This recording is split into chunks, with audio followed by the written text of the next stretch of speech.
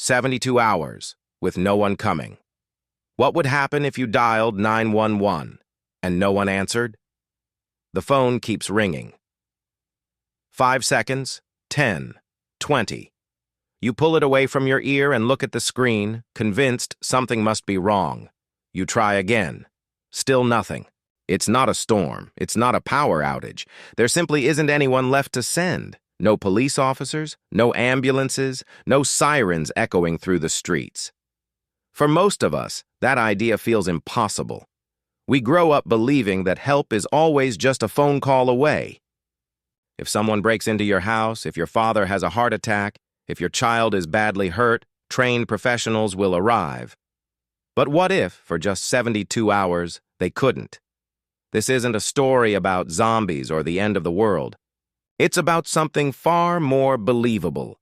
A massive cyberattack cripples emergency dispatch systems across the country. Police departments lose communication. Ambulance services stop operating. Nobody knows how long repairs will take.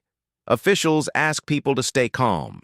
They promise everything will be fixed soon. At first, everyone believes them. Hour zero, it begins on an ordinary Tuesday morning. The roads are busy. Coffee shops are full. Children are walking into school with backpacks bouncing on their shoulders. News stations mention technical difficulties affecting emergency communications, but few people pay attention. It's probably nothing, someone says while standing in line for coffee. An hour later, everything changes. Inside a crowded shopping mall, a 62-year-old man suddenly grabs his chest. He collapses. People rush toward him. A woman kneels beside him and immediately dials 911. Nothing. She hangs up, calls again. Still nothing. Panic begins replacing confusion. "Does anyone know CPR?" she shouts. An elderly man steps forward. "I learned years ago. I'll try." He starts chest compressions with shaking hands. Another shopper sprints through the mall. "Is there a doctor? Anyone?" Minutes feel like hours. Finally, an off-duty nurse arrives. She takes over immediately. But after nearly half an hour, she quietly shakes her head. Nobody says a word. The crowd slowly steps back. For many of them, this is the moment they realize something terrifying. Help isn't delayed. Help isn't coming. Day 1. By afternoon, hospitals begin filling faster than anyone imagined. Without ambulances, families become ambulance drivers. One father wraps a towel around his teenage son's bleeding leg and races through traffic. His son keeps asking, "Dad, are we going to make it?" The father forces a smile. "We're almost there." He's lying. Traffic barely moves. Elsewhere, a pregnant woman begins having severe complications. Her husband knocks on neighbors' doors asking if anyone owns a truck. Within minutes, 3 strangers are helping her into the back seat of an old pickup. Nobody waits for permission anymore. They simply act. Inside emergency rooms, doctors work until their hands ache. Parking lots overflow with people waiting inside their own vehicles.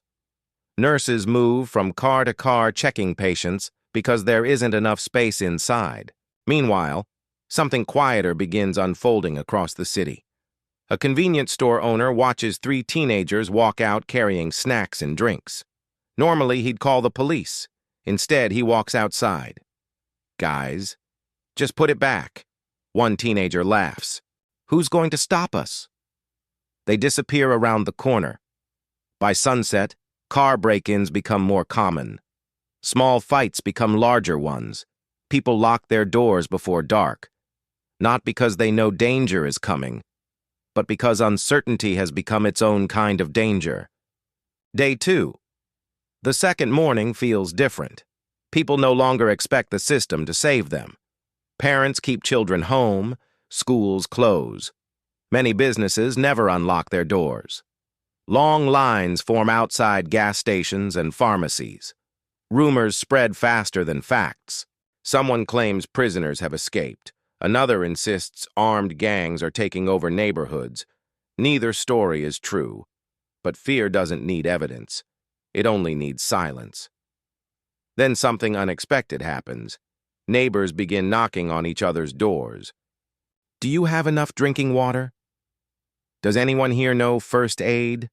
An elderly widow who has lived alone for 20 years suddenly finds herself eating dinner with 3 families from her street. For the first time in years, she isn't alone. A retired Army medic gathers volunteers.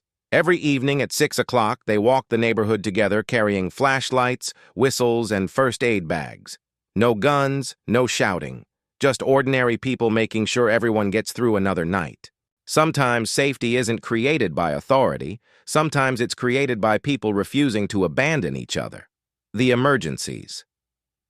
Nobody thinks about. The greatest danger isn't violence. It's ordinary life. A little girl falls from her bicycle and lands awkwardly. Her arm is clearly broken. She cries, "Mom! It hurts!" Her mother hugs her tightly while searching online for the nearest urgent care, still accepting patients. A diabetic woman collapses inside a grocery store. Customers empty shopping baskets searching for juice and candy. Someone recognizes the symptoms. Another customer stays beside her until she can speak again. Across town, an elderly man slips in his bathroom. He calls for help. Nobody hears him. Hours later, a neighbor notices newspapers still sitting outside his front door. Something feels wrong. She knocks. No answer. She finds a spare key hidden beneath a flower pot, exactly where he'd once told her it would be. That small conversation from years earlier ends up saving his life. Emergency medicine has always depended on minutes. Take those minutes away, and ordinary accidents become life-changing events. Night. Darkness changes everything. Every distant sound feels louder. Every shadow looks suspicious. Without flashing police lights somewhere in the city, people begin imagining threats that aren't even there. Yet something beautiful also happens. In one apartment building, residents carry chairs into the lobby. Someone brings coffee. Someone else lights candles. Children play cards on the floor while adults exchange names for what feels like the first time. One little boy looks around and asks, "Why didn't we do this before?" Nobody has an answer. Day 3. By the 3rd day, people stop waiting. A retired doctor turns his garage into a small treatment center. A mechanic spends the morning repairing cars for free so families can reach hospitals. An electrician checks on elderly neighbors who rely on medical equipment.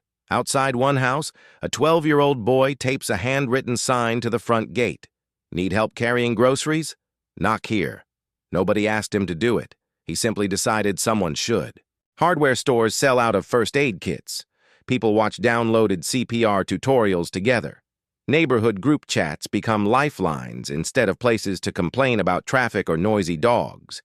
It isn't perfect. Mistakes are made. Lives are still lost.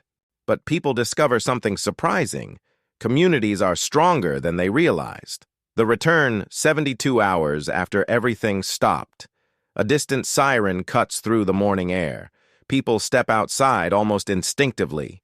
A police car rolls slowly down the street. Behind it, an ambulance. For the first time in 3 days, people smile. Not because the crisis is over, but because hope has finally become visible again. Dispatch centers come back online. Emergency calls begin connecting. Hospitals breathe a little easier. Life slowly returns to normal. Stores reopen. Schools welcome children back. Traffic becomes annoying again. The country moves on, but the people who lived through those 72 hours don't. Many buy proper first aid kits. Some finally take CPR classes. Neighbors who once barely waved now check on each other every week. Because once you've lived in a world where no one was coming, you never look at ordinary kindness the same way again. One last thought. We spend our lives believing civilization is held together by uniforms, flashing lights, and emergency phone numbers. Maybe that's only part of the truth. Maybe civilization is really held together by ordinary people who choose not to walk away when someone needs help. Emergency services save countless lives every single day. Their work is extraordinary, But during those 72 hours, the first responders weren't professionals. They were neighbors, parents, teachers, cashiers, retirees, complete strangers. So ask yourself one question. If help disappeared tomorrow, would the people around you know they could count on you? Because in the first 72 hours, someone's first responder might be you.